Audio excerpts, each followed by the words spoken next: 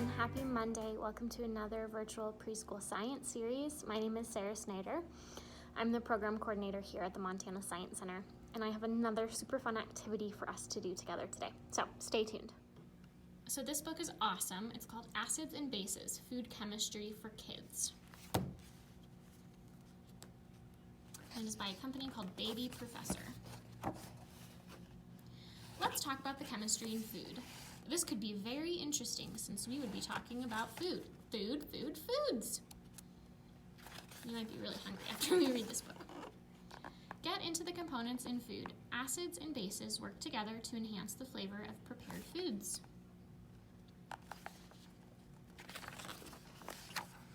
At home, your mother usually knows more about foods. Does this mean that there is a chemist in the house? And maybe your dad cooks most of the food, or your grandma, or your siblings. Do you enjoy the sour taste of lemon juice, orange juice, and buttermilk? They have tangy tastes, right? This is because these liquids contain acids. They are called natural acids. So lemon juice, I'm going to pause. Lemon juice is an acid that's safe to touch because it's natural and it's something that we eat and consume, but there are acids that will harm our skin if we touch them. What do you need to know about acids and bases in real food chemistry? Can you explain exactly the reasons why food ingredients turn out to be flavorful and tasty meals? Have you tried to explain the reactions of food components? In this book, we will talk about acids and bases, which are the starting point of the chemical reactions in food preparation. What are acids and bases? So here's a chemist in a lab. I wonder if these are acids or bases, or both. I wonder what she's testing. They are special blends of chemicals. Acid comes from the Latin word acere, which means sour. It has a solution which has a value between 1 and 6.99 on the pH scale. So if we look at this pH scale, this is essentially what we made with our red cabbage strips, and the acids are more red, just like the ones we tested over here. What is a pH scale?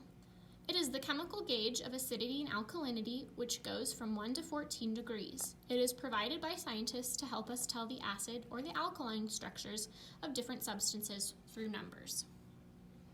So like I said, when we tested the lemon juice, it was pretty red and pretty pink, but when we tested the baking soda water, it was more bluish. So you can see that here on this representation of the pH scale. Acid makes the food taste sour. In other words, acids have sour tastes. They can dissolve materials. In fact, they can break down the food we eat. So we have acid, special acid in our stomach that helps to break down all of the food that we consume. Examples are vinegar, citric acid, battery acids, and gastric acids. Gastric acids are those special acids in your stomach. On the other hand, bases are substances. They have bitter tastes. Bases are slimy or slippery. They are to neutralize acids. Bases are called alkaline.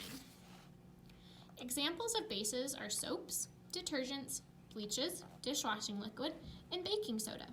They are substances with pH higher than 7. Let's take water as a chemically neutral liquid. It has a pH of 7. Water contains both acid and base. Most liquids, to some degree, are either acids or bases. It depends on the type of ions the liquid has. If the liquid is an acid, if it has a lot of hydrogen ions in it. If the liquid has a lot of I'm going to start that phrase over. I'm getting all tongue twisted. If the liquid is an acid, if it has a lot of hydrogen ions in it. If the liquid has a lot of hydrogen ions, then it is a base. An acid can easily lose hydrogen ion, while base readily accepts a hydrogen ion. So if it readily accepts it, that's why it has a higher number on the scale. Since we can't possibly taste all liquids to tell whether they are acids and liquids, indicators are used to help us determine whether the given liquid is an acid or a base. An example indicator is the litmus. Notice how it changes its color to red when it's dipped in an acid solution, and it turns blue when it gets touched with a basic solution. So that's what we just experimented with. Acids make the foods taste sour. Foods are known to have more acid than base in their components. Foods have natural sugars which counterbalance the sour flavor of acid, hence making the food taste better. An example is the orange. Its fructose or natural fruit sugar makes it taste better than lemon. Now you ask your mother about baking soda when she bakes a cake. Try to put it in your mouth. How was it? Did you like the taste? Most probably feel like getting sick because of its bitter taste. Kind of has a soap-like structure. Acids have tenderizing effects on foods. They can often soften foods which contain lots of proteins. An example is lime juice, which is used in breaking down proteins in food like this ceviche dish. Tough meats are often marinated with vinegar, tomato juice, and lemon juice to soften and tenderize the meat. On the other hand, try to observe your mother when cooking with bases. The basic solutions or substances react with the fats in recipes, which results to soapy texture. Bases are important in baking and are commonly used in cooking. An example is baking soda. There's a couple more examples of some acids that we've talked about. And here's a base. There's baking soda in this cake. And here it is in its raw form, just in the powder, not baked into anything. And I think,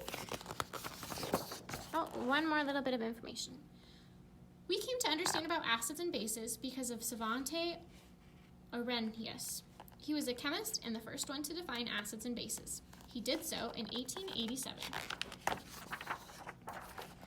And that is the end of our book. It was a little bit longer, but it gave lots of really awesome examples of acids and bases. So the experiment and the topic that we'll be learning about today is something that I've done in the past with summer camp groups and preschool science series groups as well.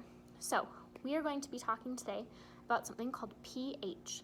And pH stands for potential hydrogen, and it measures the acidity or the alkalinity of a certain substance. It does this through indication. So I made some homemade pH strips using red cabbage and some paper towels. I recorded a video of the process of boiling red cabbage and water together to extract all of the juice. So you can feel free to watch that as well. It's from a couple months ago. But simply take the red cabbage, put it in a pot, add some water. It's not an exact science, you can kind of eyeball it. You want to break the red cabbage out into chunks so it's not just plopped in there. And then you're going to boil some water. Usually it yields quite a bit of liquid. In the past I've gotten upwards of 70 fluid ounces. Once that's done, you're going to grab paper towels and you're going to soak them in the solution. So dip them in, take them out, and let them air dry. Once they're air dried, you can cut them into small strips. And that's where the science experiment begins. So that's kind of the process behind creating your own pH strips. I'll let you watch the video of me doing it from a couple months ago. Okay, so we broke off all of the leaves of the cabbage. We added a little bit of water into this pot and turned the heat on medium. And so it's kind of bubbling, and you can see, if I use my ladle and scoop some color out, the juice is a dark purplish red color, which is just what we want. So we want to get all of the color out of the leaves. Alright, so now you get kind of a background of the how-to of how to make these pH strips. In case I didn't add in before, if you have cookie sheets, drying these on cookie sheets is a really, really awesome way to get more done, more strips done more efficiently. So for our science experiment here, I have lemon juice and I have baking soda and water. So what we know about lemon juice is that it's pretty acidic, which on a pH scale means it has a pH of 7 or under. So when I take my pipette, and if you don't have a pipette at home, feel free to use a Q-tip. And if I put it on my pH strip, make a prediction before I put it on. What color do you think my pH strip will turn, or will it not turn a color at all if I test lemon juice? So pause this video, make your hypotheses or your predictions, and then follow along. All right, here we go. So we see pretty quickly that this pH strip turned pink. It's a little purple. These strips are a little purple to begin with from the red cabbage, and it turned pink, which is consistent of what we know about acids. They will turn pinkish red on a pH indicator strip. So let's repeat the same process with the baking soda and water and see what results we have. Okay, I'm gonna give this baking soda and water a little bit of a stir because it does tend to settle. And I'm gonna do the same thing on a new pH strip.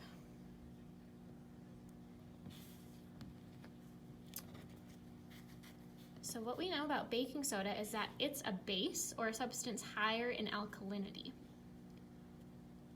And this turned blue, which is consistent about what we know about bases. So there you have it. We have one acid and one base. Feel free, if you make these strips at home, to test other household liquids. You could test soap in water, you could test coffee, you could test milk, you could test regular water, salt water, sugar water. Whatever your heart desires, please make sure you're getting permission from an adult before you do that, though. All right, everyone, there you have it. That's a wrap on another Virtual Preschool Science Series video for you all. We miss you very, very much, and we'll catch you next week on our virtual YouTube channel. All right, bye.